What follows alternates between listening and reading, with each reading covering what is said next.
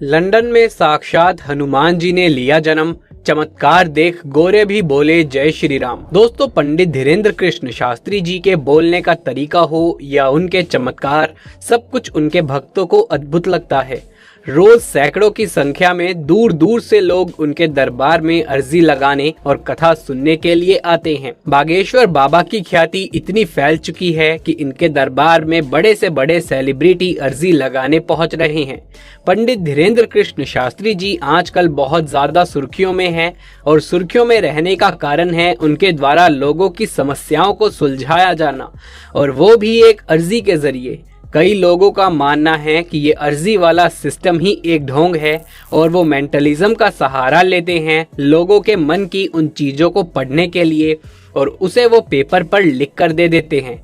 इस तरीके से वो लोगों को बेवकूफ़ बना रहे हैं और अंधविश्वास को बढ़ावा दे रहे हैं। लेकिन अब तक उन्हें एक्सपोज करने की जितनी भी कोशिशें हुई हैं वो सारी विफल हो चुकी हैं।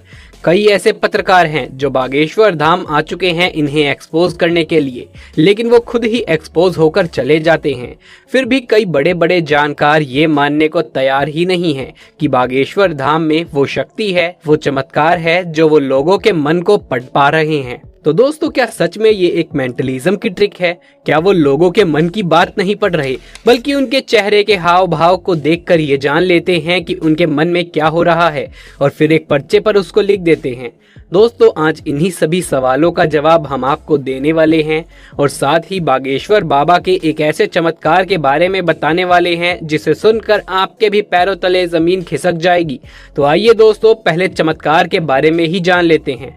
बालाजी के आशीर्वाद से इंग्लैंड लिसेस्टर में एक दंपत्ति के घर हुआ साक्षात हनुमान जी जैसा दिखने वाला बच्चा। दरअसल पिछले साल गुरुदेव इंग्लैंड गए थे श्री हनुमान कथा के लिए। वहां पर एक नवविवाहित जोड़े ने अर्जी लगाई थी। महिला हनुमान जी की बहुत बड़ी भक्त थी।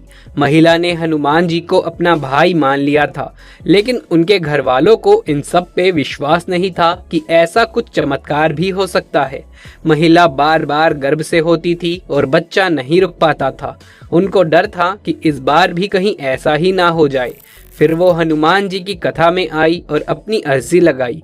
इस पर गुरुदेव यानी कि बागेश्वर बाबा ने कहा, जाओ, साक्षात हनुमान जी आपके घर पर पधारेंगे। ये सुनकर कपल गुरुदेव के पैरों में गिरकर रोने लगा।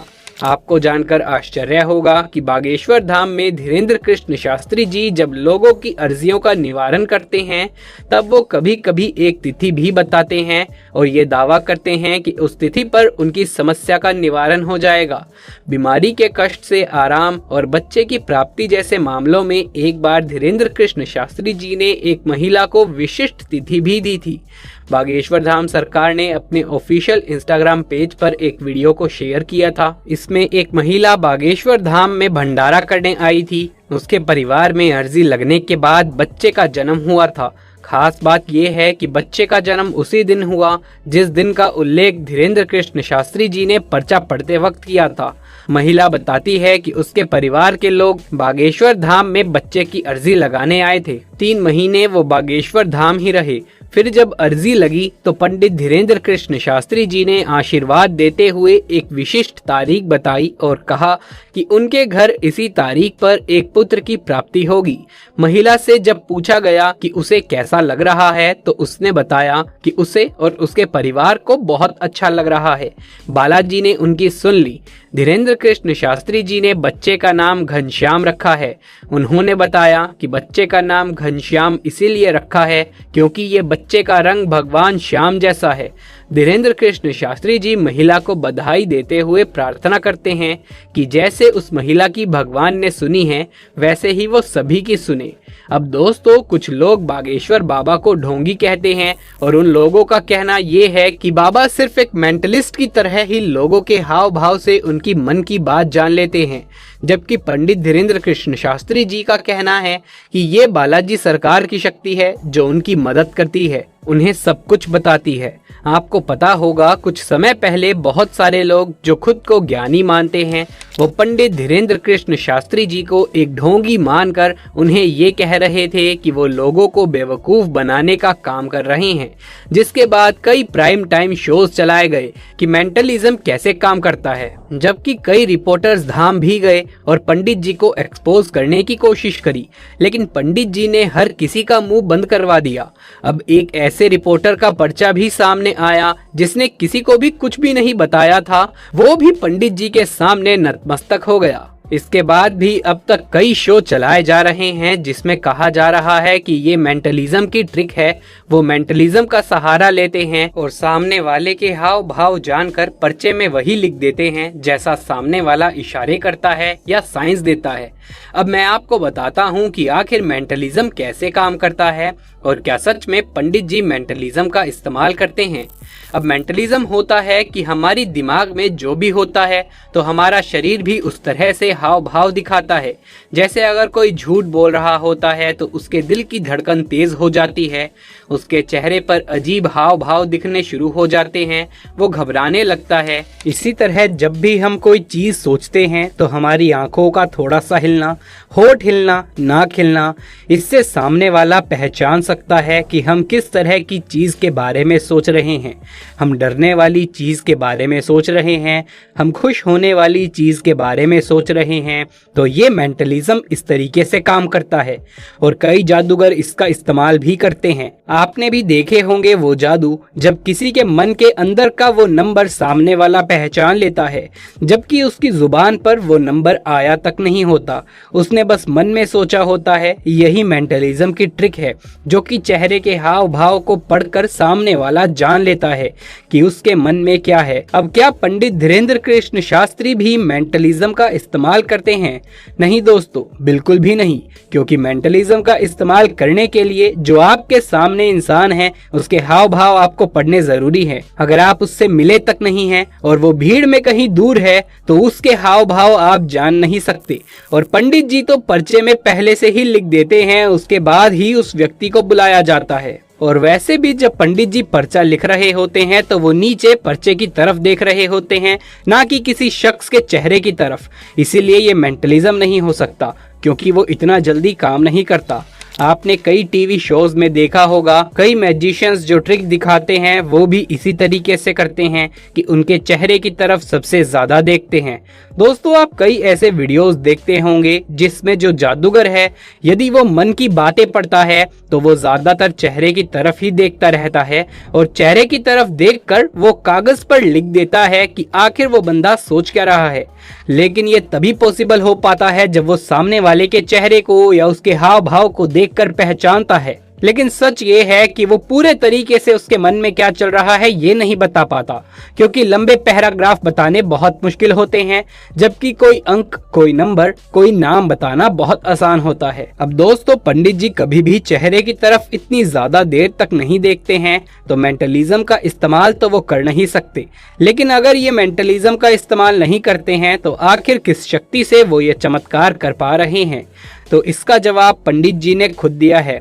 पंडित जी खुद कहते हैं कि वो किसी भी तरह की शक्ति को खुद में समाये हुए नहीं हैं।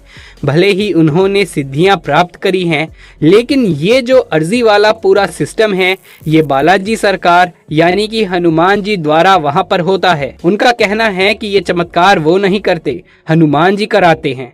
हनुमान जी उन्हें वो दृश्य दिखाते हैं जो वो पर्चे पर लिखते हैं। उसके बाद वो पर्चा सामने लाया जाता है और उस आदमी को बुलाया जाता है।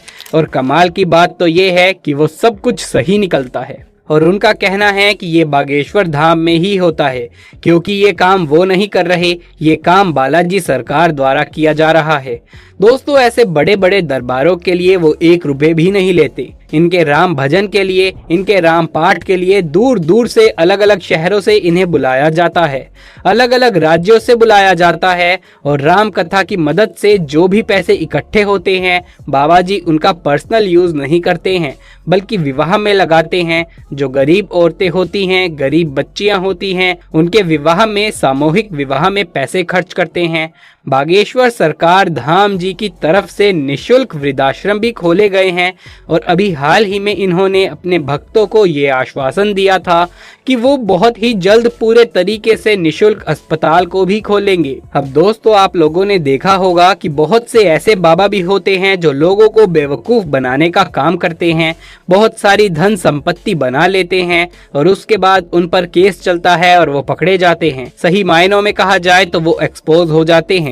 लेकिन पंडित धीरेंद्र कृष्ण शास्त्री जी को एक्सपोज करने के लिए कई पत्रकार भी जा चुके हैं, ऐसे मेंटलिज्म वाले कई यूट्यूबर भी जा चुके हैं, लेकिन कोई भी इन्हें एक्सपोज नहीं कर पाया। एक्सपोज तो तब करेंगे जब जान पाएंगे कि आखिर वहां पर क्या होता है। दोस्तों, हिंदू धर्म में प्राचीन काल से ही चमत्कार होते आ रहे हैं, कुछ बड़े चमत्कार, कुछ छोटे चमत्कार, और हमारे धर्म ग्रंथों में लिखा हुआ है कि यह हर एक चमत्कार विज्ञान का हिस्सा है, यानी कि पूरी जो सृष्टि है वो नियमों से चलती है।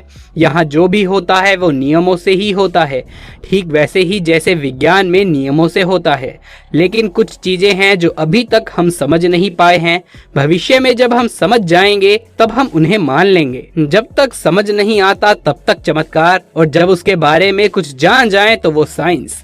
तो ये बालाजी की शक्ति का चमत्कार है जो भविष्य में शायद हमें समझ में आए, और पंडित धीरेंद्र कृष्ण शास्त्री जी भी इन शक्तियों का दुरुपयोग नहीं कर रहे हैं, बल्कि वो लोगों की समस्याओं को सुलझा रहे हैं, अंधविश्वास को बढ़ावा नहीं दे रहे हैं, बल्कि ये बागेश्वर धाम की शक्ति है, ये उनका मानना है और भक्तों का मानना भी है, और मेरा भी यही मानना है। सनातन धर्म के इतिहास में भी बहुत बड़े बड़े चमत्कार हो चुके हैं, तो अगर इन्हें चमत्कार भी कहें तो कुछ गलत नहीं होगा। हनुमान जी की शक्ति असीम है और इसे बस उसका एक नमूना मात्र कह सकते हैं।